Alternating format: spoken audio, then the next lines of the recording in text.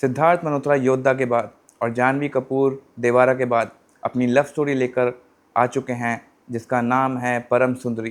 परम सुंदरी ने पहले दिन पे 7 करोड़ 25 लाख का बिजनेस किया और सिद्धार्थ मल्होत्रा की 8 फिल्मों का रिकॉर्ड तोड़ा। जबरिया जोड़ी जिसने किया पहले दिन पे 2.70 करोड़ का बिजनेस। द जेंटलमैन जिसने किया था पहले दिन पे 4.04 करोड़ का बिजनेस। इंतफाक जिसने पहले दिन पे किया 4.05 करोड़ का बिजनेस। योद्धा जिसने पहले दिन पे किया था 4.25 करोड़ का बिजनेस। हंसी तो फंसी जिसने पहले दिन पे किया था 4.65 करोड़ का बिजनेस। और इन फिल्मों के साथ साथ इसने बार बार देखो और कपूर एंड सन्स का भी रिकॉर्ड तोड़ा।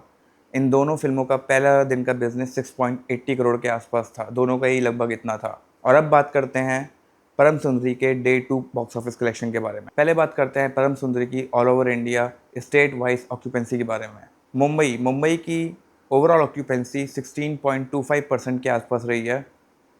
मॉर्निंग ऑक्यूपेंसी 9% है, आफ्टरनून ऑक्यूपेंसी 15%, इवनिंग ऑक्यूपेंसी बढ़ जाती है 18% पे और नाइट ऑक्यूपेंसी बहुत ही बढ़िया बढ़ती है 23% पे, जबकि टोटल शोज़ हैं 946।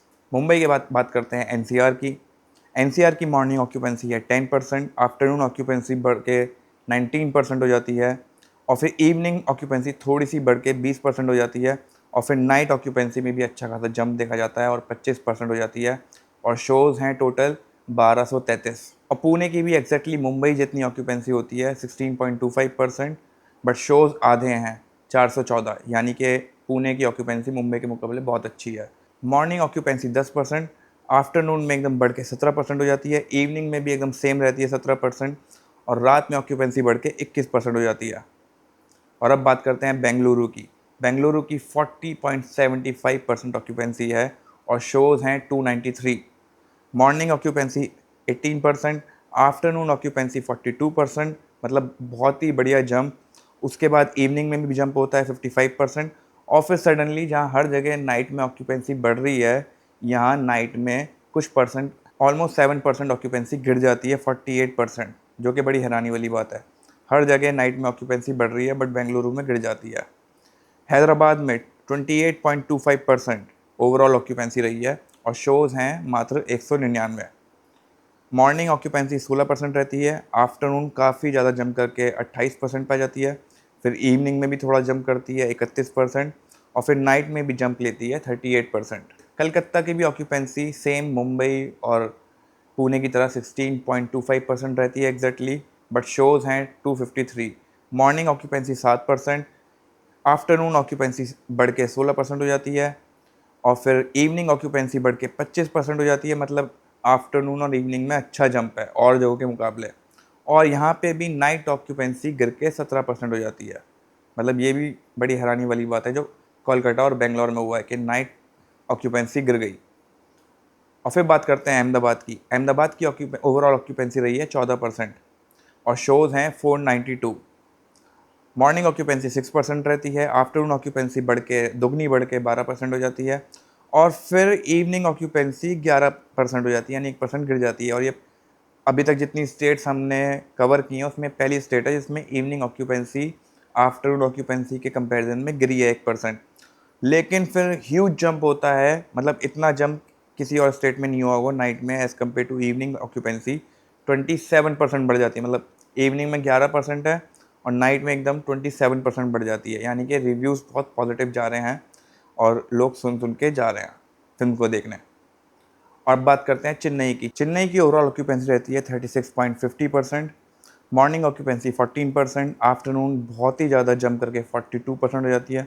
मतलब ह्यूज जंप, अभी तक जितने भी हमने स्टेट्स कवर कर रहे हैं आफ्टरनून में सबसे ज़्यादा जंप यहाँ हुआ है और फिर 2% डिक्लाइन हो जाती है इवनिंग में 40% और फिर रात में दोबारा और बढ़ जाती है 50% और शोज़ मात्र 92 हैं, बट अच्छी ऑक्यूपेंसी है।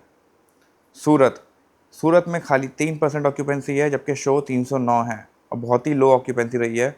मॉर्निंग ऑक्यूपेंसी 3% रही है, ओवरऑल ऑक्यूपेंसी 5.50% है, आफ्टरनून ऑक्यूपेंसी 5%, इवनिंग ऑक्यूपेंसी 5% और रात की ऑक्यूपेंसी बढ़ के हो जाती है 10%। मतलब सूरत में लेकिन मतलब सूरत में मामला एकदम डाउन रहा फिल्म का। और ये भी हो सकता है कि वहाँ पे वश 2 रिलीज़ हुई है और बहुत ही अच्छा कर रही है, रिव्यू भी बहुत पॉजिटिव हैं। अच्छा बिजनेस कर रही है, तो हो सकता है वश 2 की वजह से इसने सूरत में ज़्यादा अच्छा बिजनेस नहीं किया। जयपुर में 20% ऑक्यूपेंसी रहती है और शोज़ हैं 171। मॉर्निंग शोज़ की 14% ऑक्यूपेंसी है, आफ्टरनून की 23% ऑक्यूपेंसी है, इवनिंग की 18% ऑक्यूपेंसी है और रात की ऑक्यूपेंसी इवनिंग के मुकाबले बढ़ के 25% हो जाती है। ओवरऑल ग्रोथ ही देखी गई है जयपुर में। और फिर बात करते हैं चंडीगढ़ की। चंडीगढ़ में ओवरऑल ऑक्यूपेंसी 16.25% है और शोज़ हैं 120। मॉर्निंग ऑक्यूपेंसी 7%, आफ्टरनून ऑक्यूपेंसी बढ़ के 20% हो जाती है, इवनिंग ऑक्यूपेंसी फिर घट के 16% हो जाती है और नाइट ऑक्यूपेंसी डिसेंट रहती है इन दोनों के बीच में 18%। और अब बात करते हैं ओवरऑल पूरे इंडिया की ऑक्यूपेंसी की। मॉर्निंग शोज़ की 9.67% ऑक्यूपेंसी रहती है पूरे इंडिया में, आफ्टरनून शोज़ की 18.03% ऑक्यूपेंसी रहती है पूरे इंडिया में, इवनिंग शोज़ की 19.70% ऑक्यूपेंसी रहती है और नाइट शोज़ की ऑक्यूपेंसी ओवरऑल पूरे इंडिया में बढ़ के, मतलब अगर ओवरऑल पूरे इंडिया के हिसाब से बात की जाए तो काफ़ी अच्छा जंप है, 25.11% ऑक्यूपेंसी हो जाती है। और इसी के साथ पहले दिन के मुकाबले जंप लेते हुए परम सुंदरी का डे 2 बॉक्स ऑफिस कलेक्शन हो जाता है पूरे 9 करोड़, जो कि डे 1 कलेक्शन से 1.75 करोड़ ज़्यादा है और इसका टोटल हो जाता है 16.25 करोड़ 2 दिन का। मतलब कि तीसरे दिन तक ऑलमोस्ट अपने हाफ ऑफ द बजट से ऊपर ही निकल जाएगी, क्योंकि इसका बजट 40-50 करोड़ के आसपास है, उससे ज़्यादा इसका बजट नहीं है। 40 to 50 करोड़ का बजट है और इसी तरह ये फिल्म चलती रही तो बहुत जल्दी हिट का वर्डिक्ट ले लेगी ये फिल्म। और सिद्धार्थ मल्होत्रा की पिछली काफ़ी फिल्मों से कंपेयर की जाए तो इसको एक डिसेंट स्टार्ट मिला है और हिट की तरफ जाने वाली है। और जिस हिसाब से फिल्म के पॉजिटिव रिव्यूज़ आ रहे हैं, हर जगह फिल्म के बारे में पॉजिटिव चर्चाएँ हो रही हैं, तो ऐसा लगता है कि ये आगे जाके और भी अच्छा जंप ले सकती है। हो सकता है कि ये 10 करोड़ जंप कर जाए संडे के दिन। बाकी आपको कैसी ये फ़िल्म लगी कमेंट करके ज़रूर बताइएगा और आपको क्या लगता है इसका लाइफ टाइम कलेक्शन कितना होगा, ये भी कमेंट करके बताइएगा।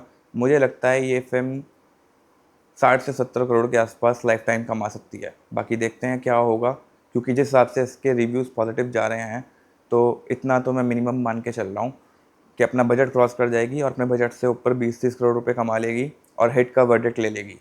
बाकी आपको क्या लगता है कमेंट करके ज़रूर बताइएगा और इसी तरह की बॉक्स ऑफिस अपडेट्स और बॉलीवुड से रिलेटेड और भी चीज़ें, इनफैक्ट मैं बिग बॉस के ऊपर भी वीडियो बनाने वाला हूँ और बिग बॉस के हर एक एपिसोड को डेली रिव्यू करा करूँगा। तो इसी तरह के अपडेट्स के लिए चैनल को सब्सक्राइब कर लीजिए और thank you so much for watching.